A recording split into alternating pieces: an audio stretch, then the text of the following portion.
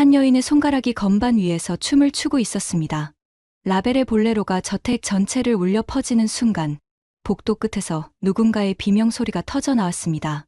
어머, 이게 무슨... 찻잔이 바닥에 떨어져 산산조각 나는 소리와 함께 한 여인이 벽에 기대어 서 있었습니다.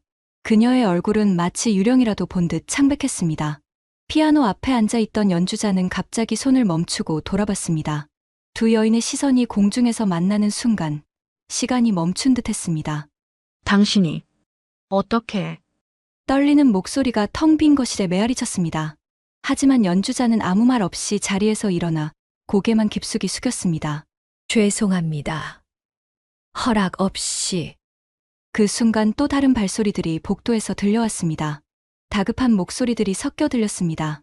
무슨 일이세요? 소리가... 이게 대체 어떻게 된 일인가요? 하지만 아무도 방금 전 일어난 일의 진실을 알지 못했습니다. 평범해 보이는 한 사람이 보여준 놀라운 순간을, 그리고 그 순간이 불러일으킨 충격적인 반응을 말입니다.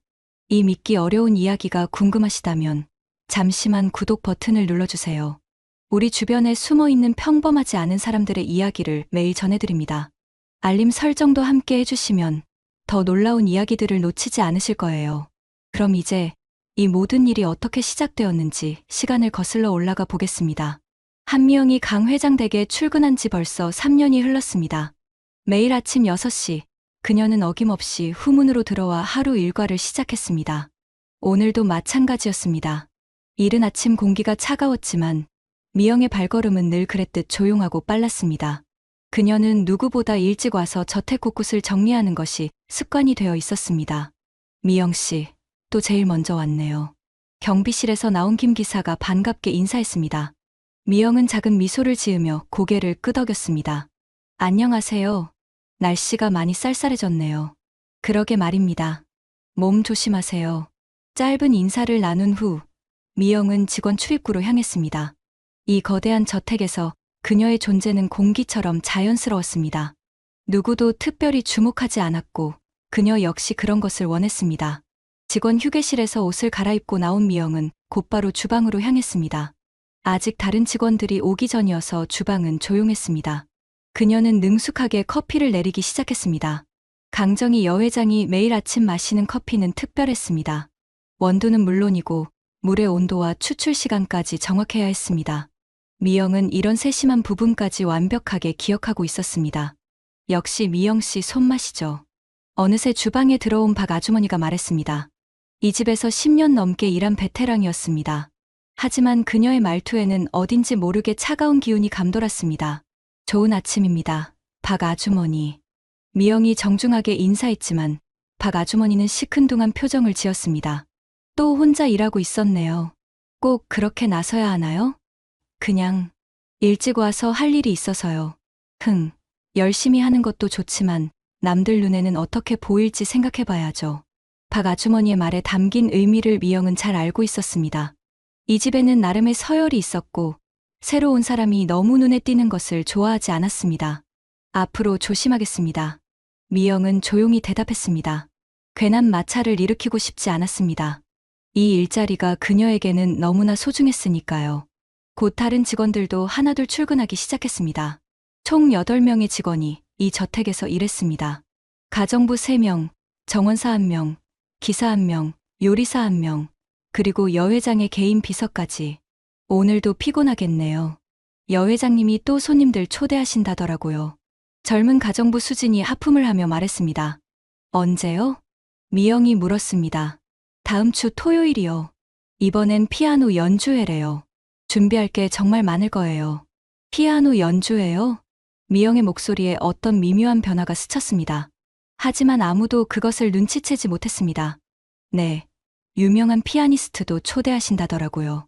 박 아주머니, 맞죠? 그렇다더라고요. 여 회장님이 음악을 워낙 좋아하시니까. 박 아주머니가 시큰둥하게 답했습니다. 그럼 오늘부터 준비 시작해야겠네요. 미영이 말했습니다. 그녀의 마음 한구석에서 오래된 무언가가 꿈틀거리기 시작했습니다. 하지만 그녀는 그 감정을 깊숙이 묻어두었습니다. 아침 시간이 지나고 미영은 평소처럼 저택의 각 방을 돌며 청소를 시작했습니다. 2층의 객실들부터 시작해서 거실, 그리고 마지막으로 여회장의 서재까지. 하지만 오늘은 좀 달랐습니다. 거실 한가운데 자리 잡은 그랜드 피아노가 유독 그녀의 시선을 끌었습니다. 검은 칠이 반들반들하게 빛나는 피아노는 마치 그녀를 부르는 것 같았습니다. 미영은 잠시 걸음을 멈추고 피아노를 바라봤습니다. 얼마나 오랫동안 건반을 만져보지 못했을까요? 그녀의 손가락이 무의식 중에 움직였습니다. 미영 씨, 뭐 하세요? 갑작스런 목소리에 미영은 깜짝 놀라 뒤돌아봤습니다. 박 아주머니가 의심스러운 눈빛으로 그녀를 바라보고 있었습니다. 아, 그냥 먼지가 있나 해서. 피아노는 건들지 마세요. 여 회장님이 아끼시는 물건이니까요. 네, 알겠습니다. 미영은 고개를 숙이고 대답했습니다. 하지만 그녀의 마음속에서는 여전히 무언가가 꿈틀거리고 있었습니다. 오래도록 잊고 지냈던 그 무언가가 말입니다. 다음 날부터 저택은 피아노 연주의 준비로 분주해졌습니다. 여 회장의 지시가 하나씩 떨어질 때마다 직원들은 긴장한 표정을 지었습니다. 이번 연주회는 특별하다고 하셨어요. 실수하면 안 된다고 수진이 걱정스럽게 말했습니다. 여 회장의 모임은 항상 까다로웠지만 이번에는 유독 신경을 많이 쓰는 것 같았습니다. 당연하지. 유명한 사람들이 많이 온다니까. 우리가 실수라도 하면. 박 아주머니가 말끝을 흐렸습니다. 하지만 그 의미는 모두가 알고 있었습니다. 미영은 조용히 자신의 일에 집중했습니다. 거실의 꽃꽂이를 정리하고 샹들리에의 먼지를 닦아내고 바닥을 정성스럽게 닦았습니다. 하지만 유독 피아노 주변은 조심스럽게 피해서 청소했습니다. 미영 씨, 피아노도 닦아야죠. 박 아주머니가 날카로운 목소리로 말했습니다. 네, 피아노요. 연주의 준비인데 그냥 둘 수는 없잖아요. 미영은 잠시 망설였습니다. 어제 피아노를 건들지 말라고 했던 사람이 박 아주머니였는데 말입니다. 하지만 어제는 어제고 오늘은 오늘이죠. 연주의 준비라니까요. 박 아주머니의 목소리에는 짜증이 섞여 있었습니다. 미영은 고개를 끄덕이고 피아노 쪽으로 향했습니다. 하지만 다른 직원들의 시선이 따가웠습니다. 특히 박 아주머니는 미영의 일거수일투족을 감시하듯 지켜보고 있었습니다. 조심히 해요. 그 피아노가 얼마나 비싼 줄 알아요? 혹시 긁기라도 하면 어떡하려고요? 다른 직원들도 한마디씩 거들었습니다. 미영은 더욱 조심스럽게 피아노 표면을 닦기 시작했습니다. 그런데 이상했습니다. 미영의 손길이 피아노에 닿는 순간 마치 오래된 친구를 만난 것 같은 느낌이 들었습니다. 그녀의 손가락은 자연스럽게 건반의 형태를 따라 움직였습니다. 뭐 하는 거예요? 갑작스런 박 아주머니의 목소리에 미영은 화들짝 놀랐습니다. 아, 그냥 닦고 있었는데. 건반을 왜 만져요? 소리 날까봐 조심하라고 했잖아요. 죄송합니다. 미영은 얼른 손을 뗐습니다. 하지만 그 짧은 순간 건반의 촉감이 그녀의 마음 깊은 곳을 건드렸습니다. 정말 요즘 새로 온 사람들은 눈치가 없어. 박 아주머니가 중얼거렸습니다. 다른 직원들도 고개를 끄덕이며 동조했습니다. 미영 씨가 나쁜 뜻으로 한 건 아니겠지만 그래도 분수는 알아야죠. 미영은 아무 말 없이 청소를 마저 했습니다. 하지만 그녀의 마음속에서는 복잡한 감정들이 소용돌이치고 있었습니다. 점심시간이 되자 직원들은 휴게실에 모여 앉았습니다. 미영은 구석진 자리에 조용히 앉아 도시락을 먹었습니다. 이번 연주회에 오는 피아니스트가 정말 유명하다더라고요. 수진이 흥미진진한 표정으로 말했습니다. 누구요? 윤지연이라는 분이래요. 외국에서도 인정받는 피아니스트라고. 와, 대단하네요. 그런 분이 여기까지 오시다니. 직원들이 감탄했습니다. 그러게요. 우리 같은 사람들은 평생 가도 그런 연주 들을 기회 없을 텐데. 박 아주머니가 씁쓸하게 말했습니다. 그런 세계는 우리와는 다른 세계죠. 어릴 때부터 돈 많이 들여서 배워야 하는 거니까. 맞아요. 우리 같은 사람들이 감히 꿈꿀 수 있는 일이 아니에요. 미영은 말없이 도시락을 먹었습니다. 하지만 그들의 말 한마디 한마디가 그녀의 가슴에 깊이 박혔습니다. 미영 씨는 어떻게 생각해요? 갑자기 수진이 미영에게 물었습니다. 네, 피아노 연주 같은 거 말이에요. 부럽지 않아요? 미영은 잠시 망설였습니다. 어떻게 대답해야 할지 모르겠었습니다. 글쎄요. 잘 모르겠어요. 역시 미영 씨는 차분하네요. 저 같으면 부러워서 견딜 수 없을 것 같은데. 부러워봤자 소용없어요. 현실을 인정해야죠. 박 아주머니가 차갑게 말했습니다. 그 말에는 미영을 향한 경고의 의미도 담겨 있는 것 같았습니다. 오후가 되자 여 회장이 직접 거실로 내려왔습니다. 직원들은 모두 긴장한 표정으로 서 있었습니다. 연주의 준비는 어떻게 되고 있나요? 여 회장의 목소리는 우아하지만 위엄이 있었습니다. 차질 없이 진행하고 있습니다, 회장님. 박 아주머니가 대표로 대답했습니다. 피아노 상태는 어떤가요? 전문 조율사가 내일 오기로 되어 있습니다. 좋아요. 그런데 여 회장이 피아노 주변을 둘러보더니 미영을 바라봤습니다. 당신이 오늘 피아노를 청소했나요? 미영은 깜짝 놀라 고개를 들었습니다. 네, 회장님. 평소보다 더 깨끗해 보이네요. 수고했어요. 여 회장의 칭찬에 미영은 당황했습니다. 다른 직원들의 시선이 더욱 따가워졌습니다. 감사합니다. 미영이 작은 목소리로 대답했습니다. 여 회장이 위층으로 올라간 후 분위기는 더욱 차가워졌습니다. 참 운 좋네요. 박 아주머니가 비꼬듯 말했습니다. 별것도 아닌 일로 칭찬받고, 그러게요. 우리도 매일 열심히 하는데 다른 직원들도 한마디씩 거들었습니다. 미영은 아무 말 없이 자리를 피했습니다. 하루 일과를 마치고 집으로 돌아가는 길, 미영은 무거운 마음으로 걸었습니다. 오늘 하루 종일 느꼈던 따가운 시선들, 차가운 말들이 그녀를 짓눌렀습니다. 특히 피아노를 만졌을 때의 그 순간이 계속 머릿속을 맴돌았습니다. 그 짧은 순간, 그녀의 마음속에서 오래도록 잠들어 있던 무언가가 깨어나려고 했습니다. 하지만 그녀는 그 감정을 억눌렀습니다. 지금의 자신에게 그런 꿈은 사치였으니까요. 현실을 받아들이고 주어진 일에 최선을 다하는 것이 그녀가 할 수 있는 전부였습니다. 그날 밤, 미영은 잠들기 전까지도 피아노 건반의 촉감을 잊을 수 없었습니다.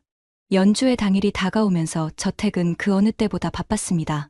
조율사가 와서 피아노를 점검하고 꽃집에서는 고급 꽃꽂이들이 하나씩 배달되었습니다. 오늘은 정말 중요한 날이니까 모두 정신 바짝 차려요. 박 아주머니가 아침부터 직원들을 다그쳤습니다.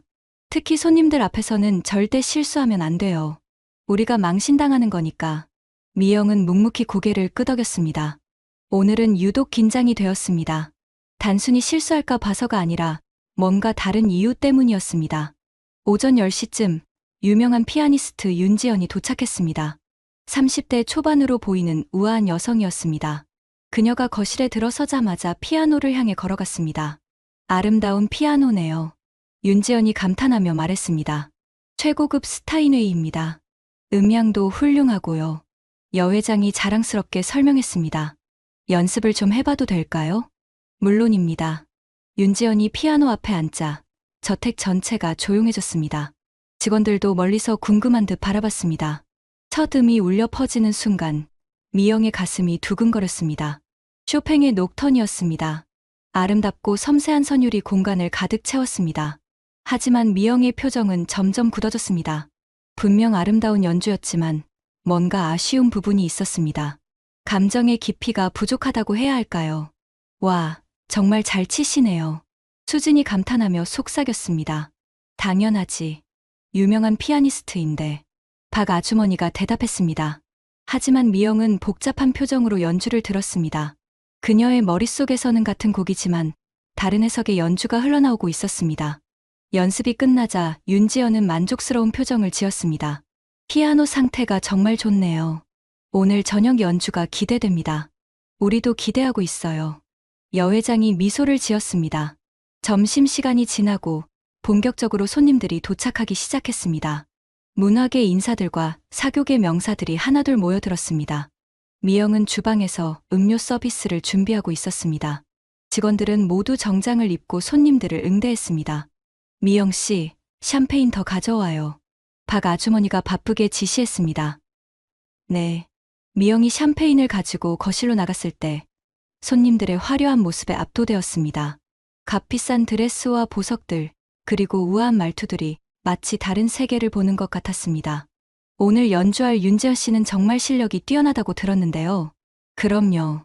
국제 콩쿠르에서 입상하기도 했고, 역시 강 회장 부인의 안목은 남다르네요. 손님들의 대화를 들으며 미영은 조용히 음료를 서빙했습니다. 그녀의 존재는 투명인간처럼 느껴졌습니다. 아무도 그녀를 주목하지 않았습니다. 저녁 7시 드디어 연주회가 시작되었습니다. 손님들이 모두 자리에 앉자 여회장이 간단한 인사말을 했습니다. 오늘 이렇게 귀한 시간을 내어주셔서 감사합니다. 훌륭한 음악과 함께 즐거운 시간 되시길 바랍니다. 박수가 터져 나오고 윤지연이 피아노 앞에 앉았습니다. 미영은 멀리 부엌 입구에서 조용히 지켜봤습니다. 다른 직원들도 마찬가지였습니다. 연주가 시작되었습니다. 베토벤 소나타부터 시작해서 쇼팽, 드뷔시까지 다양한 곡들이 이어졌습니다. 손님들은 모두 감탄하며 연주를 들었습니다. 분명 수준 높은 연주였습니다. 하지만 미영의 마음속에서는 계속 뭔가 아쉬움이 남았습니다. 저 부분은 좀 더 여리게, 그리고 저기는 좀 더 격정적으로. 미영의 머릿속에서는 자신만의 해석이 흘러나오고 있었습니다. 하지만 그녀는 그런 생각을 하는 자신을 스스로 나무랐습니다. 내가 뭘 안다고. 연주회는 성공적으로 끝났습니다. 손님들의 뜨거운 박수와 함께 윤지연이 인사를 받았습니다. 정말 훌륭한 연주였어요. 감동적이었습니다. 칭찬이 쏟아졌습니다. 하지만 미영은 복잡한 마음으로 그 광경을 바라봤습니다. 분명 좋은 연주였지만 그녀의 마음을 완전히 움직이지는 못했습니다. 손님들이 하나둘 돌아가고 직원들은 뒷정리를 시작했습니다. 미영도 사용한 접시들을 정리하며 바쁘게 움직였습니다. 오늘 수고 많았어요. 여회장이 직원들에게 인사했습니다. 모두 덕분에 성공적인 연주회가 될 수 있었어요. 직원들은 기뻐했습니다. 특히 박 아주머니는 뿌듯한 표정을 지었습니다. 하지만 미영만은 여전히 복잡한 마음이었습니다. 오늘 하루 종일 들었던 음악들이 그녀의 마음속에서 계속 맴돌았습니다. 뒷정리가 거의 끝날 무렵, 미영은 혼자서 거실에 남아 마지막 정리를 하고 있었습니다. 피아노 주변의 꽃꽂이를 정리하고 떨어진 꽃잎들을 치우고 있었습니다. 그때였습니다. 조용한 저택에서 혼자 있다고 생각한 미영은 무의식 중에 피아노 앞에 앉았습니다. 그녀의 손가락이 건반 위에 올려졌습니다. 오늘 하루 종일 마음속에 맴돌던 그 선율이 터져 나오려 했습니다. 미영은 잠시 망설였습니다. 하지만 참을 수 없었습니다. 그녀의 손가락이 움직이기 시작했습니다. 첫 음이 울려 퍼지는 순간 저택 전체가 다른 공간으로 변했습니다. 같은 쇼팽의 녹턴이었지만 완전히 다른 해석이었습니다. 미영의 연주에는 깊은 감정이 담겨 있었습니다. 오랜 그리움, 억눌린 아픔, 그리고 포기할 수 없는 사랑이 모두 녹아 있었습니다. 그녀는 완전히 음악 속에 빠져들었습니다. 세상의 모든 것을 잊고 오직 음악과 하나가 되었습니다. 그런데 그 순간 어둠 속에서 누군가가 그녀의 연주를 듣고 있다는 것을 미영은 알지 못했습니다. 미영의 손가락이 건반 위에서 춤을 추기 시작했습니다.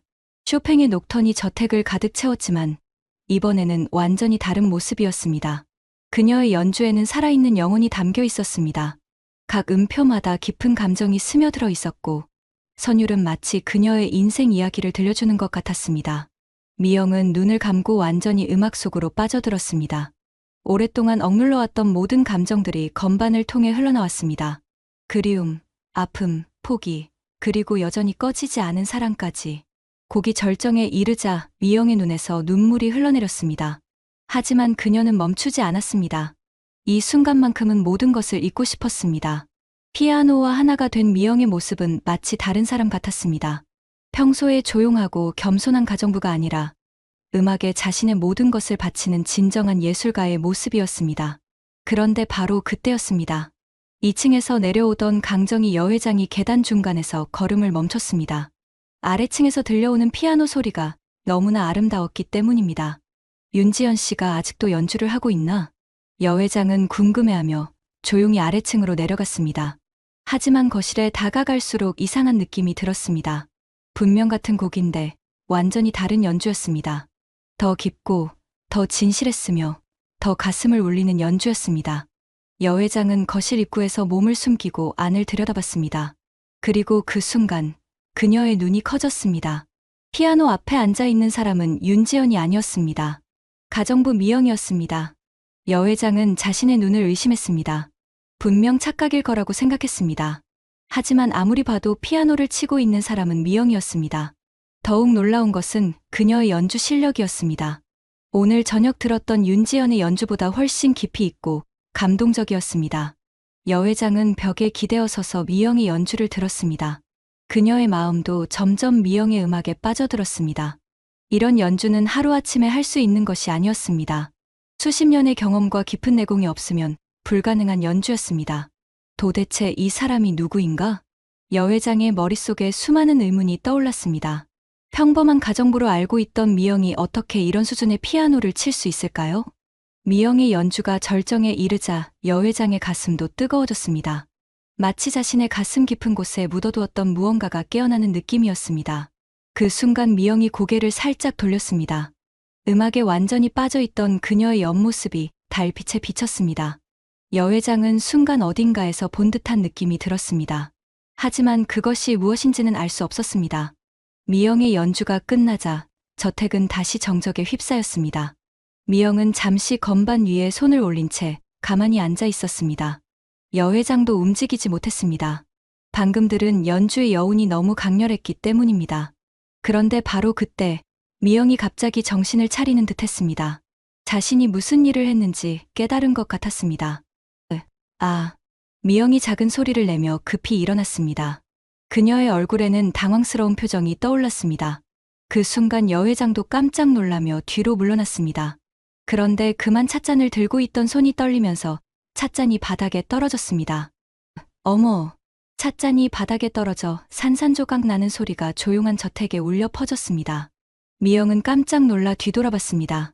그리고 거실 입구에 서 있는 여 회장과 눈이 마주쳤습니다. 두 사람은 서로를 바라보며 얼어붙었습니다. 미영의 얼굴은 창백해졌고 여 회장의 얼굴에는 충격과 당황이 섞인 표정이 떠올랐습니다. 회장님, 미영이 떨리는 목소리로 말했습니다. 당신이 어떻게... 여 회장도 말을 제대로 잇지 못했습니다. 그 순간 다른 층에서 소음을 들은 직원들의 발소리가 들려왔습니다. 무슨 일이세요? 소리가 들렸는데 박 아주머니와 다른 직원들이 급히 달려왔습니다. 하지만 그들이 본 것은 산산조각 난 찻잔과 서로를 바라보며 굳어있는 두 사람이었습니다. 회장님, 괜찮으세요? 박 아주머니가 걱정스럽게 물었습니다. 네, 괜찮아요. 그냥 찻잔을 떨어뜨렸을 뿐이에요. 여 회장이 간신히 대답했습니다. 하지만 그녀의 목소리는 여전히 떨리고 있었습니다. 미영 씨, 빨리 치워요. 박 아주머니가 날카롭게 말했습니다. 네. 미영은 급히 깨진 찻잔 조각들을 주우기 시작했습니다. 하지만 그녀의 손도 떨리고 있었습니다. 여 회장은 미영을 내려다봤습니다. 방금 전까지 피아노 앞에서 천재적인 연주를 보여주던 그 사람이 지금은 바닥에 엎드려 찻잔 조각을 줍고 있었습니다. 이 모든 상황이 너무나 비현실적이었습니다. 모두 수고 많았어요. 이제 들어가서 쉬세요. 여 회장이 어렵게 말했습니다. 네, 회장님. 직원들이 인사하고 하나둘 자리를 떠났습니다. 미영도 찻잔 조각을 다 치운 후 고개를 숙이고 인사했습니다. 죄송합니다. 그리고 안녕히 주무세요. 하지만 여 회장은 대답하지 않았습니다.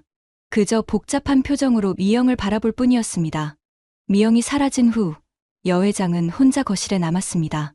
그녀는 피아노를 바라보며 깊은 생각에 잠겼습니다. 방금 들은 연주는 꿈이 아니었습니다. 분명 현실이었습니다. 그렇다면 미영은 도대체 누구일까요? 여 회장의 마음속에는 수많은 의문과 함께 어떤 이상한 감정이 싹트기 시작했습니다. 그날 밤 여 회장은 잠을 이룰 수 없었습니다. 미영의 연주가 계속 머릿속을 맴돌았습니다. 그 깊이 있는 감정, 완벽한 테크닉, 그리고 무엇보다 그 음악에 담긴 영혼이 잊혀지지 않았습니다. 새벽이 되어서야 여 회장은 결심했습니다. 미영과 직접 이야기를 나눠야겠다고.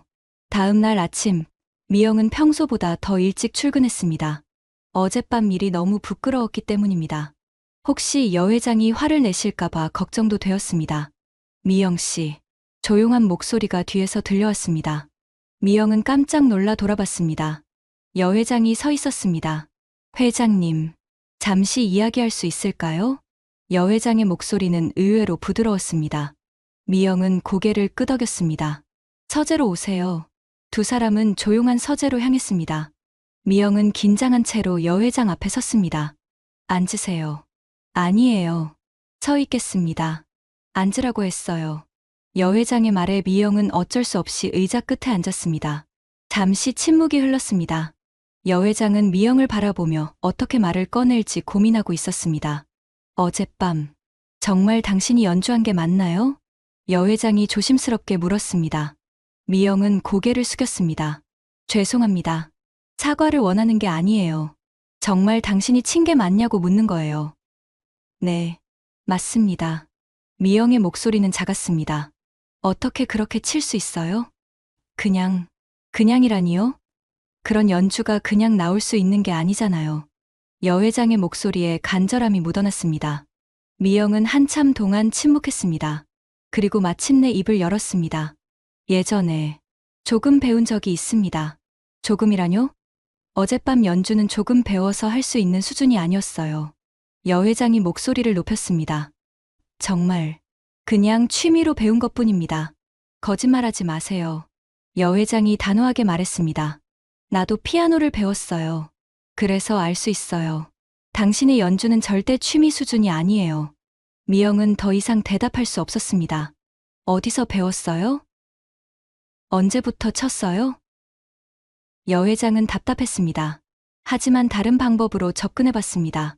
어젯밤 당신이 친 곡, 쇼팽 녹턴 2번 마장조. 그 해석은 어디서 배운 거예요? 미영이 고개를 들었습니다. 해석이요? 네. 윤지연 씨의 연주와는 완전히 달랐어요. 같은 곡인데 전혀 다른 느낌이었어요. 여 회장이 설명했습니다. 윤지연 씨는 기술적으로는 완벽했지만 뭔가 차가웠어요. 하지만 당신의 연주는 살아있었어요. 마치. 여 회장이 말을 멈췄습니다. 마치 뭐요? 미영이 조심스럽게 물었습니다. 마치 당신의 인생이 그 음악 속에 들어있는 것 같았어요. 그 말에 미영의 눈이 촉촉해졌습니다. 음악이란 건 그런 거 아닌가요? 미영이 처음으로 자신의 생각을 말했습니다. 기술만으로는 사람의 마음을 움직일 수 없어요. 연주자의 진심이 담겨야 하는 거죠. 여 회장은 놀랐습니다. 방금 미영이 한 말은 깊은 음악적 철학을 담고 있었습니다. 당신, 정말 누구예요? 여 회장이 다시 물었습니다. 미영은 잠시 망설이다가 입을 열었습니다. 예전에 음대를 다녔습니다. 음대요? 네.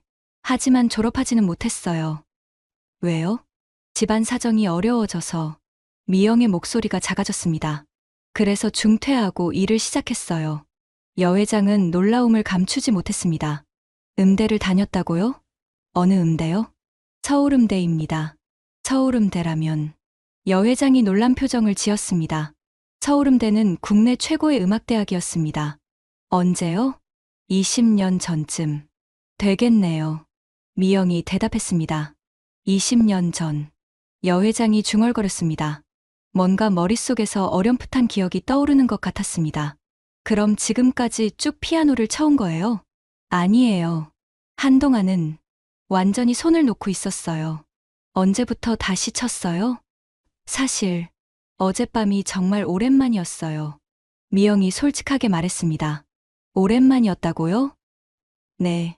몇 년 동안 피아노를 만져보지도 못했어요. 여 회장은 더욱 놀랐습니다. 몇 년 동안 치지 않았는데도 그런 연주가 가능하다는 것이 믿어지지 않았습니다. 그런데 어떻게 몸이 기억하나 봐요. 미영이 작은 미소를 지었습니다. 손가락이, 음악이 그리웠던 것 같아요. 그 말에 여 회장의 가슴이 뭉클해졌습니다. 왜 포기했어요? 여 회장이 물었습니다. 포기한 게 아니에요. 미영이 고개를 들었습니다. 선택한 거예요. 선택이라니요? 누군가를 위해서 선택해야 했어요. 미영의 목소리에 깊은 아픔이 묻어났습니다. 여 회장은 더 이상 묻지 않았습니다. 미영의 표정에서 더 깊은 사연이 있다는 것을 알 수 있었습니다. 그런 실력을 가지고 왜 여기서 일하고 있어요? 일을 해야 살 수 있으니까요. 미영이 담담하게 답했습니다. 다시 음악을 할 생각은 없어요? 이미 늦었어요. 늦었다니요? 제 나이가 몇 살인데요. 지금 와서 다시 시작한다고 해도 나이가 뭐가 중요해요? 여 회장이 목소리를 높였습니다. 그런 실력이면 충분히. 회장님. 미영이 여 회장의 말을 막았습니다. 저는 그냥 이렇게 사는 게 좋아요. 하지만 여 회장은 그 말을 믿을 수 없었습니다. 어젯밤 미영의 연주를 들었을 때 그녀의 음악에 대한 사랑을 느꼈기 때문입니다. 정말 후회하지 않아요? 여 회장이 마지막으로 물었습니다. 미영은 한참 동안 침묵했습니다. 그리고 작은 목소리로 대답했습니다. 가끔 꿈을 꿔요. 어떤 꿈이요? 무대에서 연주하는 꿈. 그리고 누군가가 제 음악을 들어주는 꿈. 미영의 눈에서 눈물이 흘러내렸습니다. 하지만 꿈은 꿈일 뿐이에요. 여회장은 미영을 바라보며 복잡한 감정을 느꼈습니다. 안타까움, 아쉬움, 그리고 뭔가 설명할 수 없는 이상한 감정까지. 그 순간 여회장의 마음속에서 어떤 결심이 굳어져 가고 있었습니다. 여회장은 그날 밤 내내 미영과의 대화를 되새겼습니다. 20년 전 서울음대라는 말이 계속 마음에 걸렸습니다. 왜냐하면 그 시기가 자신에게도 특별한 의미가 있었기 때문입니다. 다음 날 아침, 여회장은 서재로 향했습니다. 오래된 앨범들이 보관된 서랍을 열었습니다. 그 안에는 수십 년 동안 간직해온 사진들이 있었습니다. 그 중에서도 가장 소중한 것은 어린 시절 동생과 함께 찍은 사진이었습니다. 여회장의 본명은 한정이었습니다. 그리고 그녀에게는 미영이라는 이름의 동생이 있었습니다. 사진 속의 두 자매는 행복해 보였습니다. 하지만 그 행복은 오래가지 못했습니다. 집안이 망하면서 자매는 헤어져야 했습니다. 언니 정희는 운 좋게 부잣집 양녀로 들어갔고 동생 미영은 고아원으로 갔습니다. 그것이 마지막이었습니다. 여회장은 사진을 들여다봤습니다. 사진 속 동생의 모습과 지금의 가정부 미영의 모습을 비교해봤습니다. 설마 여회장의 가슴이 두근거리기 시작했습니다. 비슷한 점들이 너무 많았습니다. 이름도 같고 나이도 비슷하고 무엇보다 미영이는 피아노를 좋아했었지. 어린 시절 동생은 항상 피아노를 치고 싶어 했습니다.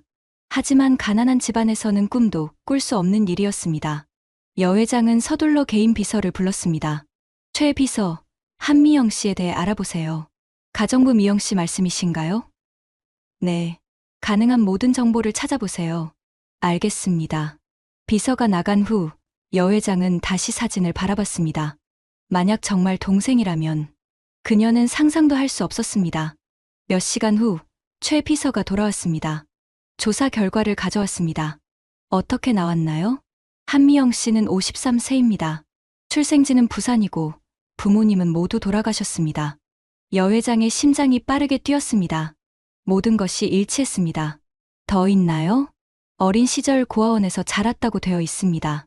그리고 서울음대 피아노과에 장학생으로 입학했지만 3년 만에 중퇴했습니다. 중퇴 이유는요? 가족을 돌봐야 한다는 이유였습니다. 여회장은 충격을 받았습니다.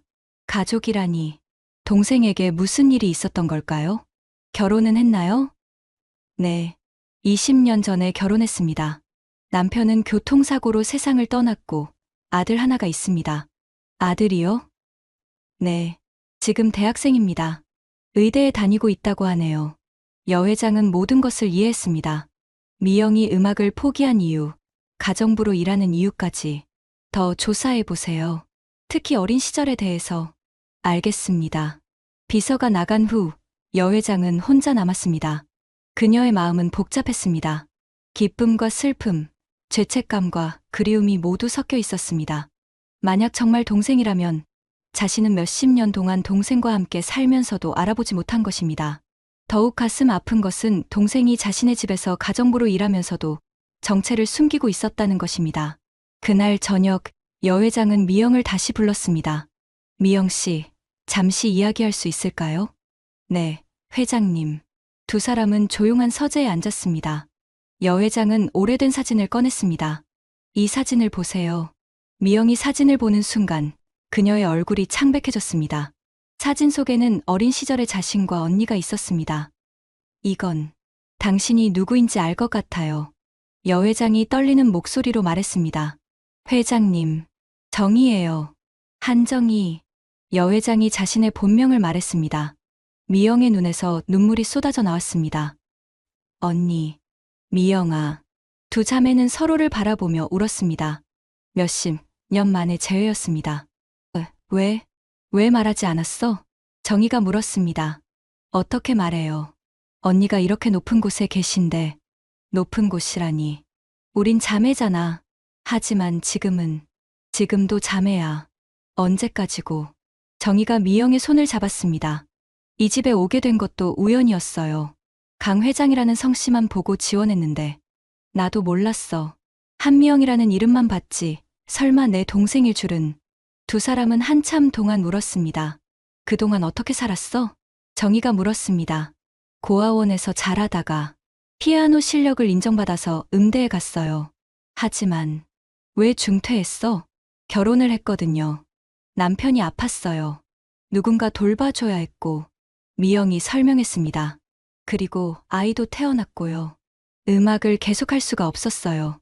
남편은 어떻게 됐어? 교통사고로 10년 전에 세상을 떠났어요. 정희의 가슴이 아팠습니다. 동생이 혼자서 그 모든 것을 견뎌냈다니. 아들은 의대생이에요. 올해 3년이고요. 의대라니. 대단하네. 언니 덕분이에요. 내 덕분이라고?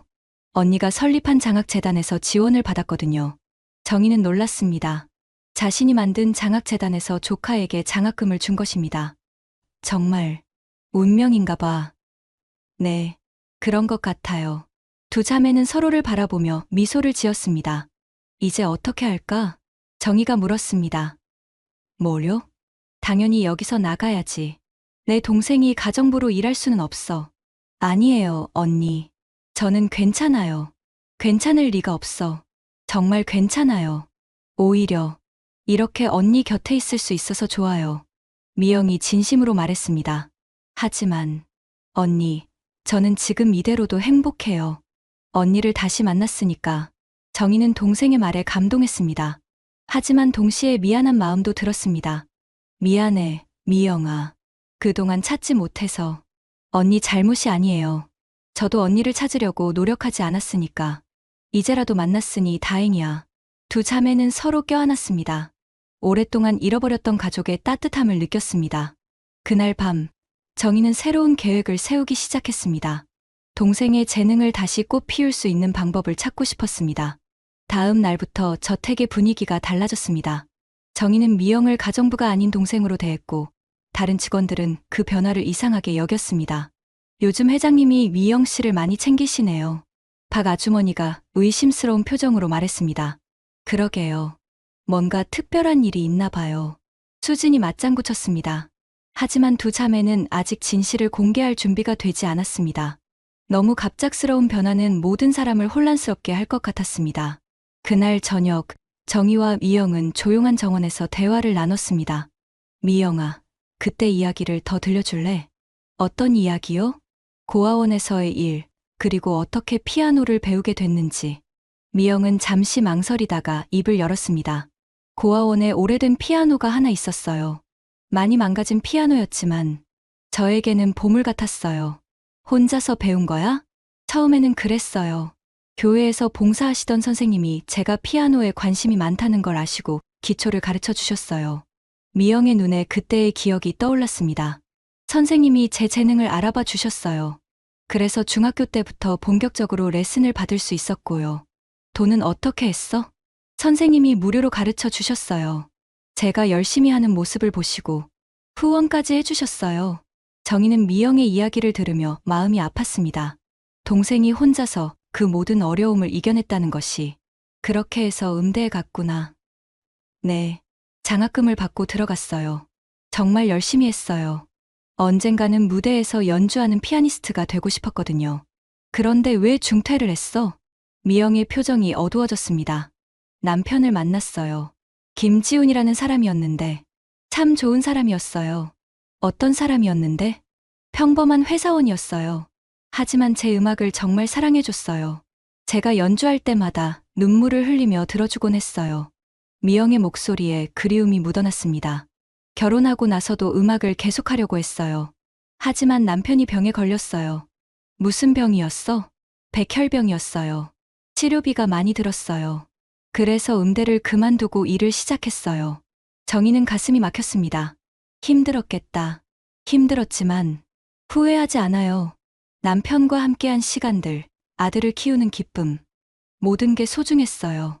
지훈 씨는 언제까지? 아들이 중학생일 때까지 함께했어요. 10년 정도요. 마지막까지 제 음악을 사랑해줬어요. 미영이 작은 미소를 지었습니다. 돌아가시기 전에 제게 부탁하셨어요.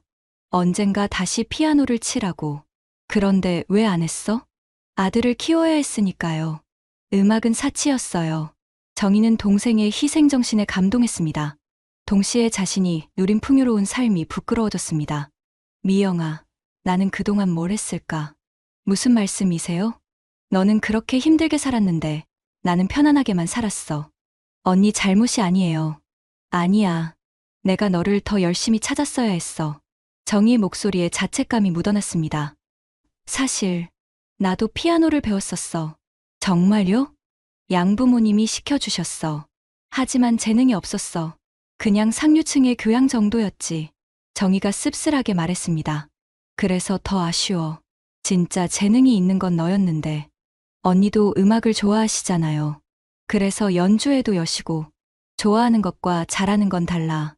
너처럼 영혼이 담긴 연주는 못해. 두 자매는 잠시 침묵했습니다. 미영아, 이제라도 늦지 않았어. 정희가 조심스럽게 말했습니다. 뭐가요? 다시 음악을 해봐. 언니, 저는 이미. 나이는 문제가 아니야. 너의 어젯밤 연주를 들어봤잖아. 아직도 충분해. 정희가 미영의 손을 잡았습니다. 나는 문화재단 이사장이야. 얼마든지 기회를 만들 수 있어. 하지만 아들도 이제 다 컸잖아. 의대생이면 혼자서도 충분히 할 수 있을 거야. 미영은 망설였습니다. 오랫동안 포기했던 꿈이었는데 갑자기 다시 시작하라니 두려워요. 뭐가? 실패할까 봐요. 이제 와서 시작한다고 해도 젊은 연주자들과 경쟁할 수 있을까요? 너는 그들과 다른 무기가 있어. 무기요? 인생이야. 너의 연주에는 깊은 인생이 담겨 있어. 그건 젊은 연주자들이 흉내낼 수 없는 거야. 정희의 말에 미영의 마음이 흔들렸습니다. 생각해 볼게요. 천천히 생각해. 하지만 너무 오래 미루지는 마. 그날 밤, 미영은 잠들지 못했습니다. 언니의 제안이 계속 머릿속을 맴돌았습니다. 다음 날 저녁, 미영은 아들 준호에게 전화를 걸었습니다.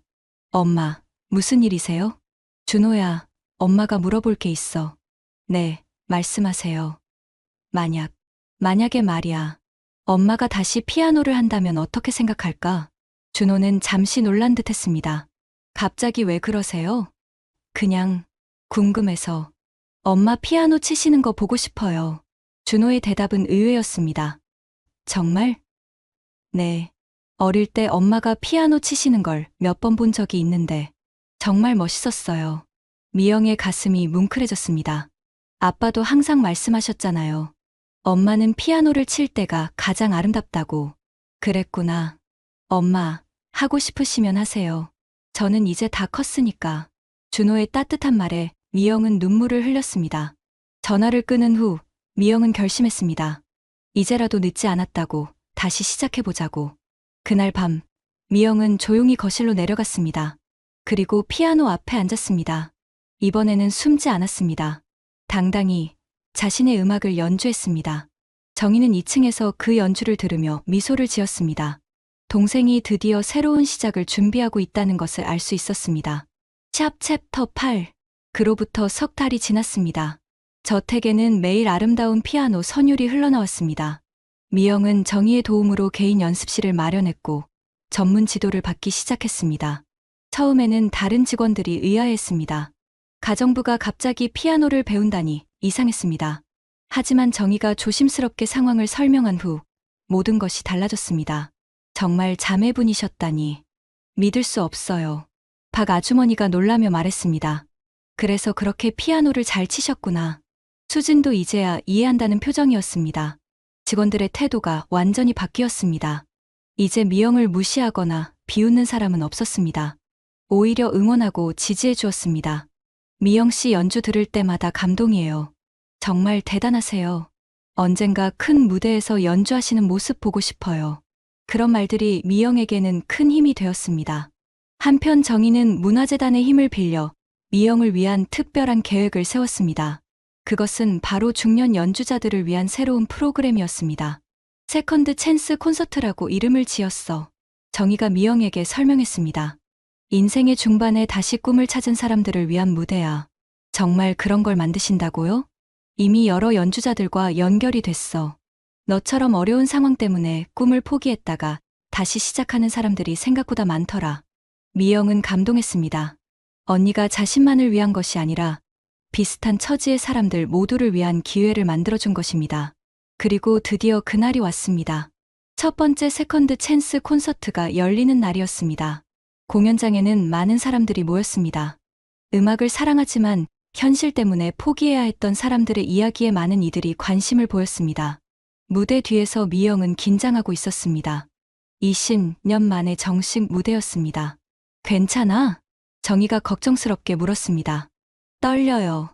당연해. 하지만 너는 할 수 있어. 그때 준호가 나타났습니다. 대학 수업을 빼고 어머니의 연주를 보러 온 것입니다. 엄마, 파이팅! 아들의 응원에 미영의 마음이 따뜻해졌습니다. 지훈 아빠도 분명 보고 계실 거예요. 준호의 말에 미영의 눈에 눈물이 맺혔습니다. 드디어 미영의 차례가 왔습니다. 그녀는 깊게 숨을 들이쉬고 무대에 올랐습니다. 무대 위에 피아노를 보는 순간 모든 긴장이 사라졌습니다. 이것이 바로 자신이 그토록 꿈꿔왔던 순간이었습니다. 미영은 피아노 앞에 앉았습니다. 그리고 연주를 시작했습니다. 첫 곡은 쇼팽의 녹턴이었습니다. 그날 밤 저택에서 처음 친 그 곡이었습니다. 하지만 이번에는 완전히 다른 해석이었습니다. 더 이상 숨어서 치는 연주가 아니었습니다. 당당하고 자신감 넘치는 연주였습니다. 그녀의 인생 모든 순간이 음악 속에 녹아 있었습니다. 고아원에서의 외로움, 음대에서의 꿈, 사랑하는 남편과의 행복한 시간들, 병마와 싸우는 남편을 지켜보는 아픔, 혼자서 아이를 키우는 힘겨움, 그리고 언니와의 재회까지 모든 것이 그녀의 손끝에서 음악이 되어 흘러나왔습니다. 관객들은 완전히 빠져들었습니다. 단순히 기교가 뛰어난 연주가 아니라 진정한 삶의 이야기를 들려주는 연주였습니다. 두 번째 곡은 베토벤의 월광 소나타였습니다. 미영은 이 곡을 남편에게 바치는 마음으로 연주했습니다. 세 번째 곡은 드뷔시의 달빛이었습니다. 이 곡은 언니와의 새로운 시작을 위한 곡이었습니다. 마지막 곡은 바흐의 골드베르크 변주곡 중 아리아였습니다. 이 곡을 연주하며 미영은 자신의 과거와 화해했습니다. 모든 아픔과 슬픔이 결국 지금의 자신을 만든 소중한 경험이었다는 것을 깨달았습니다. 연주가 끝나자 공연장은 정적에 휩싸였습니다. 그리고 이어서 폭풍 같은 박수가 터져 나왔습니다. 많은 관객들이 눈물을 흘리고 있었습니다. 미영의 연주가 그들의 가슴 깊은 곳을 건드렸기 때문입니다. 브라보, 브라보. 환호성이 터져 나왔습니다. 미영은 무대에서 인사를 하며 관객들을 바라봤습니다. 앞자리에 앉은 언니 정희가 눈물을 흘리며 박수를 치고 있었습니다. 그 옆에는 자랑스러운 표정의 아들 준호가 있었습니다. 그 순간 미영은 느꼈습니다. 자신이 드디어 진짜 집으로 돌아왔다는 것을. 연주회가 끝난 후 많은 사람들이 미영에게 다가왔습니다. 정말 감동적인 연주였어요. 선생님의 다음 연주회는 언제인가요? 꼭 또 들어보고 싶어요. 사람들의 뜨거운 반응에 미영은 행복했습니다. 언니, 고마워요. 미영이 정희에게 말했습니다. 내가 뭘 했다고. 모든 건 내가 한 거야. 언니가 기회를 주지 않았으면 불가능했을 일이에요. 우리는 자매니까 당연한 거야. 두 자매는 서로 웃으며 포옹했습니다. 그날부터 미영의 새로운 인생이 시작되었습니다. 세컨드 찬스 콘서트는 큰 호응을 얻어 정기적으로 열리게 되었고 미영은 그 중심에서 활동했습니다. 많은 중년 연주자들이 용기를 얻어 다시 무대에 섰고 미영은 그들의 든든한 선배가 되었습니다. 아들 준호는 의사가 되어 어머니를 자랑스러워했고 때로는 어머니의 연주회에 와서 함께 시간을 보냈습니다. 정희는 동생을 찾은 것만으로도 충분히 행복했지만 동생이 다시 꿈을 찾은 모습을 보며 더욱 보람을 느꼈습니다. 그리고 저택에서는 여전히 아름다운 피아노 선율이 흘러나왔습니다. 하지만 이제는 숨어서 치는 연주가 아니라 모든 사람과 함께 나누는 연주였습니다. 어느 날 저녁 두 자매는 정원에서 차를 마시며 이야기를 나눴습니다. 미영아, 후회하지 않아? 뭐요? 이렇게 늦게 시작한 건 말이야. 미영은 미소를 지었습니다. 전혀요. 오히려 지금이 더 좋은 것 같아요. 왜? 젊었을 때는 기교만 생각했거든요. 하지만 지금은 다르죠. 진짜 음악이 무엇인지 알 것 같아요. 정희도 고개를 끄덕였습니다. 그리고 언니도 다시 만났고 준호도 잘 자랐고 모든 게 완벽해요. 정말? 네. 인생이 때로는 돌아가는 것 같지만 결국은 자신이 있어야 할 곳으로 데려다 주는 것 같아요. 두 자매는 서로를 바라보며 행복한 미소를 지었습니다. 하늘에는 별들이 반짝이고 있었고 저 멀리서는 미영의 피아노 소리가 은은하게 들려왔습니다. 그것은 새로운 시작을 알리는 아름다운 선율이었습니다.